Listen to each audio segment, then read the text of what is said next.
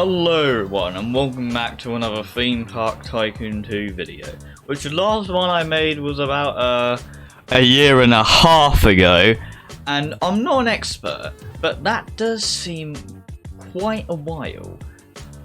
For real though, a lot has changed since I last made a Theme Park Tycoon 2 video, such as me starting my newest park, which is Redbourne, which I sneak peek in a short like 6 months ago or something at the start of the year, and even since then it has grown massively. So I'm here today to show you all the stuff that has been built so far, so let's go! Alright, I think we need a map.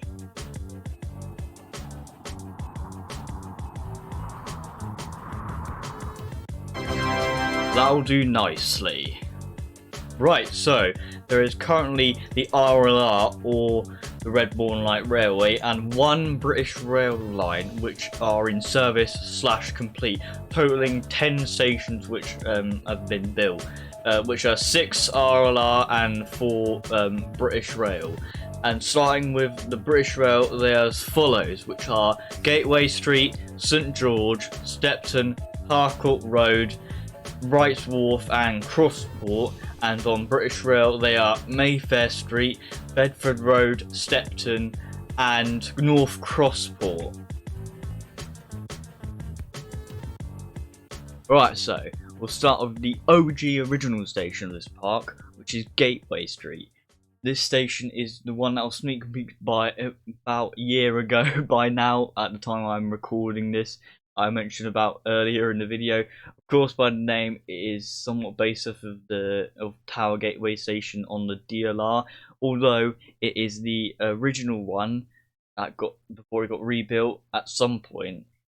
I'm not sure when or what year actually happened, but as you can tell, it has the thin island platform with 2 tracks, the original style DLR canopy, although not in the iconic blue colour, and the entrance, which is a non-dome version of the entrance in real life.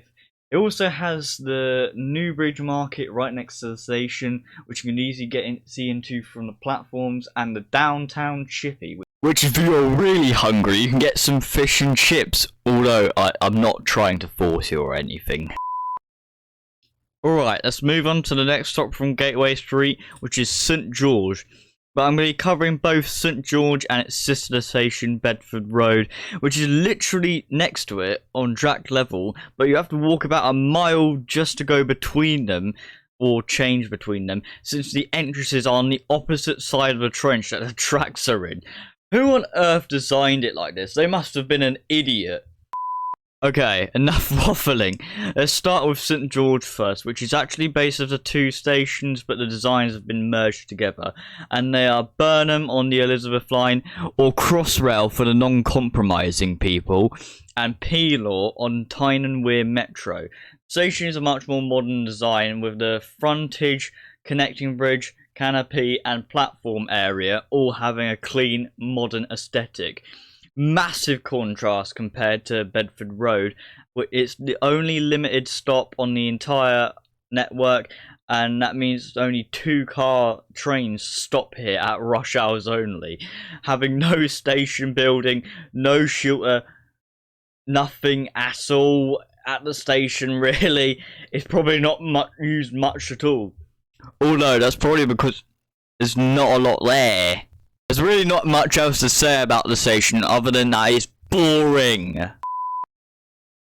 Okay, I've finished with the waffling session now. The next is the largest station in Redbourne so far, which is Stepton Station. And before I say anything else, the name has absolutely nothing to do with Stepford or the county railways.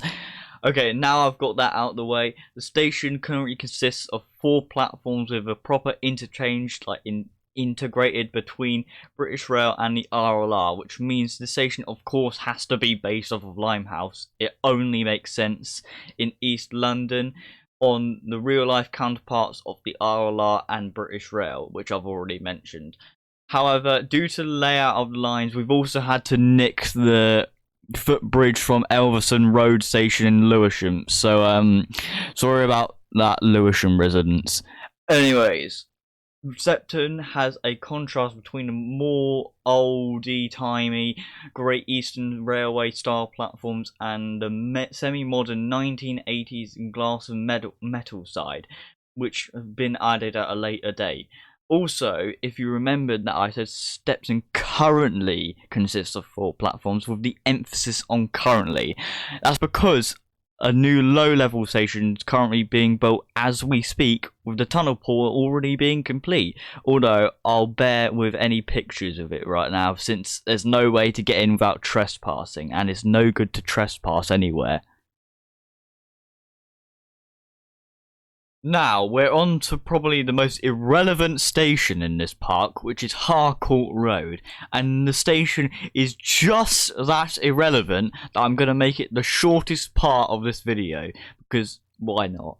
So, this stop basically is just your box standard DLR station with a canopy and underpass, and has a large ticket hall for the amount of passengers it gets, which is definitely not many. But you get a McDonald's and Fred's, definitely not copied of anything for some reason. So I guess that's a perk or something, I don't know. And it also has an entrance which connects with the shopping centre. Done! Record time that is. Right, Wrongs Wharf is next, more commonly known as Rights Wharf. The station encompasses the 2 island platforms with 3 tracks, and it's obligatory to know that this is a recreation of Canary Wharf DLR station in the Docklands again. I have to specifically say that it's the DLR station, since the different lines that pass through there aren't really all one station, they're not connected, but that's enough bickering. So there is the iconic red dome roof that covers the entire platform length. The sidewalls are also made out of glass, so you can see out of them and get a great view, although one side is just covered by a building, so that's not really a great view, is it? There's also a single entrance in the shopping centre that I mentioned about a bit ago, which is abnormally close to Harcourt Road Station. You can actually see it from the other entrance, although there is a core addition to the ceiling which allows you to look up and see the platform level through the glass. It's like a hole in the roof, but well, hole in the wall, but hole in the roof. Yeah. For some reason, the government also decided to shut all the shops for some weird reason. I'm not sure why they did that. It's not very nice of them. But the station is a bit deserted right now, since the area is still developing, with new skyline buildings and other things like shops and other buildings and other things. I don't know what else to say, really. That's it. Okay, we've got another 2-station combo, now with Crossport and the northern version of Crossport. Starting with the former, it's the last stop on the RLR City branch, where all trains terminate and they reverse to go back towards Gateway Street. The station comprises of a single island platform with a somewhat functional shelter. Although it's not based on the Pacific station, it does have an obvious style of the original Island Garden branch stations on the DLR, which is very splendid looking in my opinion. Since it's elevated as well, you can get some great views of the area, even though it's hardly finished at the time of recording. It's also the only station to have a lift, which is surprising, and it's encompassed in a concrete pillar. Even though there's already ramp, which basically makes it useless anyways.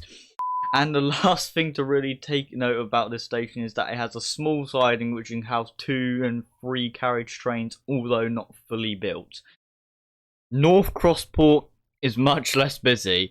Being at the end of a one-stop branch line with an infrequent service, it's not exactly the most packed station in the world, is it? It has the basic amenities that a typical London commuter station would have: oyster pads, information boards, ticket machines, and platform seating. The only part of this stop that is really based off anything is the entrance, which is a recreation of the side exit of Colchester Station, but the rest is really just my own ideas. As I said earlier, this area is still undeveloped, so there's not much scenery yet, although there is the Crossport Central Market in between the 2 stations that probably sells something like veg or fruit. I don't really know, but that's basically it.